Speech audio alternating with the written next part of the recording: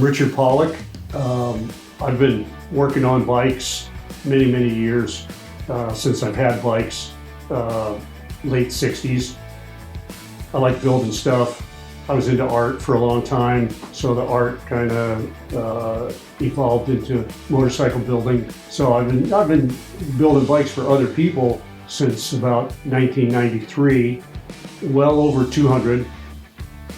I got like 12 going now, so the number keeps going up. I quit keeping track a long time ago, and probably the first 100 or so was pre cell phones and digital cameras, so I have very limited photo documentation of the early ones, but I'm always looking for it to see if I can drag that stuff up.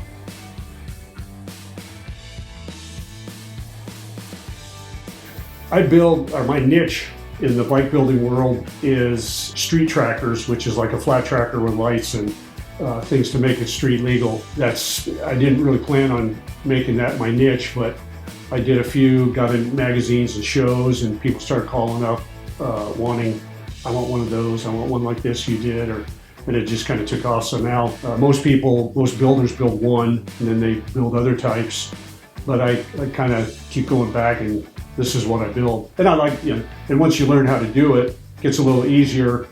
I get to experiment with different things, but still keep the core essence there.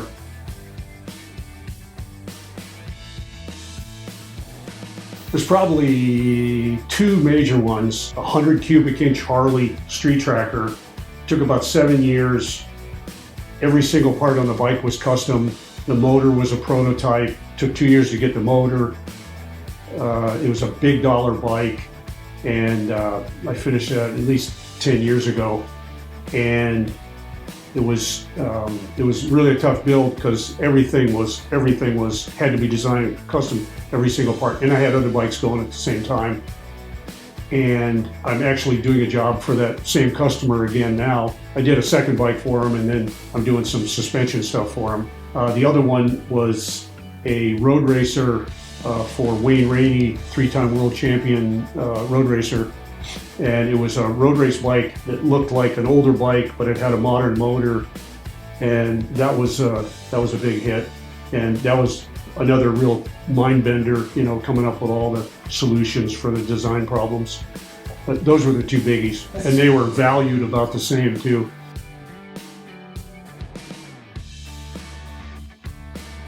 Time, trying to keep things moving. I could spend 25 hours a day working on them, but you got to sleep, you got to eat, you got to run around and get parts.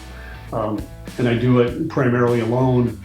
So, I farm some stuff out, but it's just finding the time, reeling in the hours to get things done. And then waiting. And part of that is waiting for things to be machined or painted or ordered. Prices went up, and lead time on getting parts went crazy.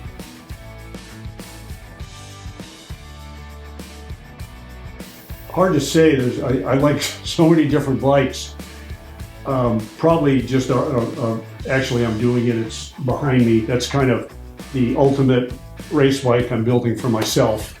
So that would be it. I got a Sportster motor, which I'm familiar with, in a Buell frame. I'm trying to make it really light, but within the racing rules. They have a minimum weight limit, but I'm doing, I weigh every washer, and there's exotic materials in it, and it's going to be pretty cool. So that's my current dream bike.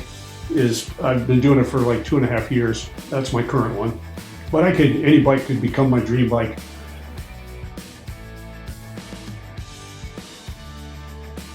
Well, I've done other stuff. I worked in aerospace for 30 plus years, and I'd probably still be in aerospace actually making money building stuff. And that would be fun. I like my last job was working on big military drones, and I really like doing that.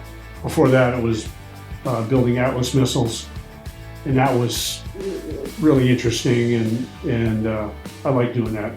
So I'd probably still be doing that. I wouldn't be sitting on my butt or traveling, or I want to make stuff. That would be another dream bike. I'd like to build a really cool flat track electric bike. I know a couple have been built. I've raced one. I'm totally for the electric bikes, not big, heavy, weird looking scooter things or any of that.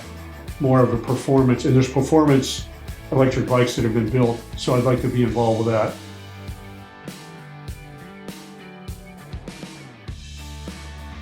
When I lived in Florida in '75, I worked in a Honda shop, and the owner had a flat track bike that he let me try, and I got really hooked on it.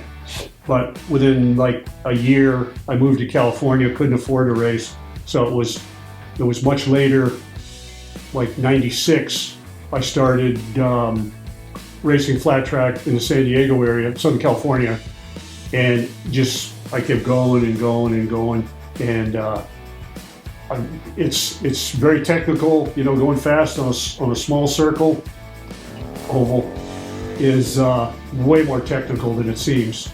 You know, you're talking about tenths of a second, hundredths of a second. It makes a huge difference. And I like the bikes. The bikes don't get hammered like motocross or desert. And once you learn the techniques, you can keep doing it. Like I'm 71 and I'm still doing it. And, you know, I do okay at it. The street trackers I build for the street and the flat trackers are very similar. And I like to, there's a lot of technical stuff that goes into setting up a bike to work. And so I like to help people with the races that don't have any idea about the setup. And I can make some just general observations that make a big difference and help them. And that's kind of fun. So I've helped quite a few people with that. And usually at the races, everybody's real secretive. They don't want to help anybody else because, you know, they might get beat. So they don't do that. Somebody's got to tell them, you know. There's no book on it, so.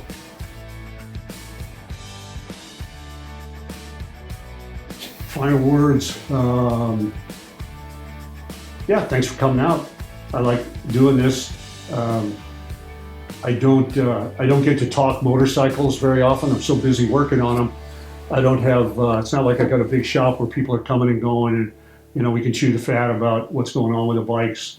So I kind of miss that from Southern California. I get to talk bikes way more often, but I'm so busy, got my head into actually building them and dreaming up the stuff that makes them go together.